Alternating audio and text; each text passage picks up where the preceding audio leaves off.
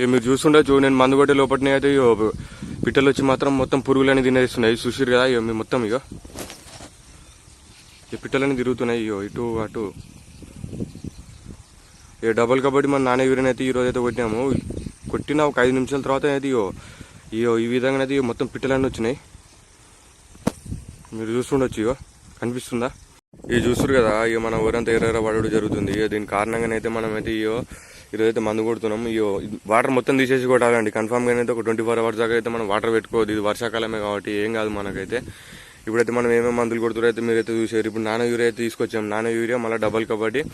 ఈ సాఫ్ already spray చేసినా కానీ ఇప్పుడు సాఫ్ అయితే మనం ఆల్రెడీ స్ప్రే చేసినా కానీ ఇప్పుడైతే సాఫ్ అయితే వద్దు. ఇప్పుడు డబుల్ కబడ్డీ అయితే బెస్ట్. ఇక లాస్ట్ ఇది మళ్ళీ మనం కొట్టుడు ఉండదు. ఇక మన పొటాష్ అయితే చల్లుతాం లేపలేదు. ఇప్పుడైతే వరి బాగానే ఉంది.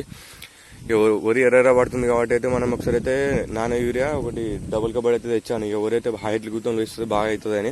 ఇప్పుడైతే మనకైతే యూరియా దొరకలేదు కాబట్టి అయితే మనం నానో యూరియా వాడుతున్నాం. మీరైతే చాలా మంది అయితే ఇప్పుడు యూరియా దొరికితే మాత్రం యూరియానే వాడు. నానో యూరియా అయితే పక్కన పెట్టి పాడేయాలి. అది వేస్ట్. అది దేనికి పని చేయదు. ఇక దాని కారణంగా అయితే ఇక మనమైతే కానీ ఎట్లా అంటే ఒక డబ్బాలను అయితే మనం ఒక 5 మూతలు వేసుకోవాలి.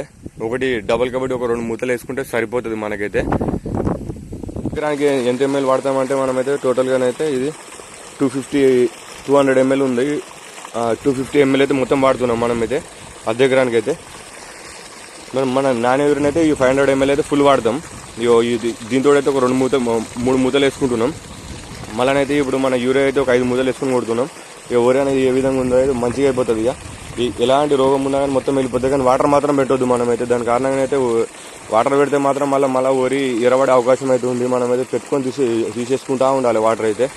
ఇగో అండి మనం నానే యూరియా ఇప్పుడు మనం స్ప్రే చేసి ఒక 5-10 నిమిషాలు అవుతుంది.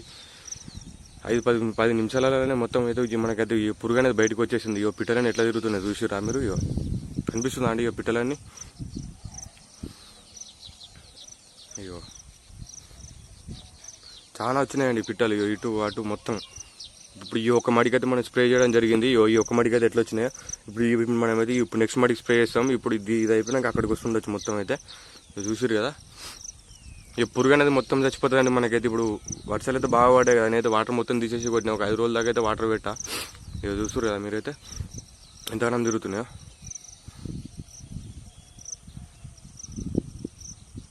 చాలా తిరుగుతున్నాయి.